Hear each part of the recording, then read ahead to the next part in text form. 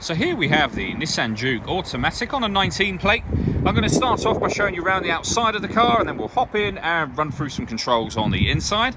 But from the outside you can see it's a 5-door car with alloy wheels and tinted windows. Let's start off inside the boot and then work our way around the rest of the car from there. As we approach the back of the car, you'll see we have plenty of boot space, along with that 60/40 split folding rear seat. Should you wish to increase this space even further, that space can then further be increased by lifting, and if you wish to, removing this tray section.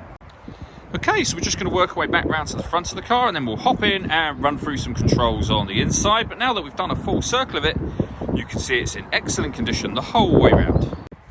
Just briefly before we climb in, I think it's well worth seeing the interior from this exterior point of view. You get full leather seats. There's plenty to run through on the dashboard, so let's hop in and we'll do that right now. Okay, now that we're inside the car, we're going to start with the dials. On the left-hand side, we have the rev counter, and on the right-hand side, the speedometer. In the middle, you can see the total miles for the car, which are 2,062. We have the fuel gauge and cooling temperature gauge in that section as well. At the bottom in that section, you can see the P in the box. That's to show what gear the car is in. So we're in park at the moment. If I change it for reverse, neutral, drive, you can see it will always give you that symbol just there. Backing out to the steering wheel. On the left-hand side, we have stereo controls and phone controls. And on the right-hand side, both cruise control and speed limiter. Over in the center, we have the touchscreen. So this is where you can access your radio, of course. So we have DAB, FM, and AM radio.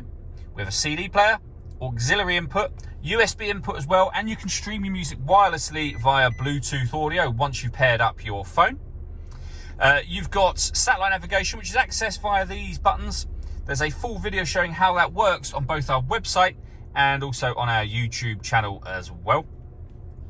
If I pop the car into reverse, you'll see this car has got a 360 parking camera. So we have a reversing camera on the right, bird's eye view image on the left. If I press the camera button, you then get a front-facing camera and the bird's eye view, or a front-facing camera and the front passenger side wheel. So very easy to park with all of those cameras. Working our way down, we have climate control. So you can adjust the temperature, the fan speed, and the direction you'd like the air to be distributed in. The air conditioning is on at the minute, so off, back on again. You can push that button in and you'll turn it onto auto. In doing so, the car will now take control of the fan speed and the direction of the air to maintain the temperature that you've asked for. To override that, just readjust the fans at any point and put it back on your own setting here. This screen also doubles up as the driver mode screen. So press that button, you'll see the options have now changed. You can put the car in normal, sport, or eco. And whatever mode you're putting it in, you are affecting the engine, the gearbox, the steering, and the climate control for the car. We have a 12-volt charging socket underneath there, auxiliary and USB input to the right. We then have the gear lever for the fully automatic gearbox, and all the way back in the center here, driver and passenger heated seats with 2 different heat settings on each. All that leaves me to say is thank you for taking the time to watch this video. If you'd like to come and see the car in person and have a test drive, please feel free to call any of our MJA sites. We'd love to hear from you soon.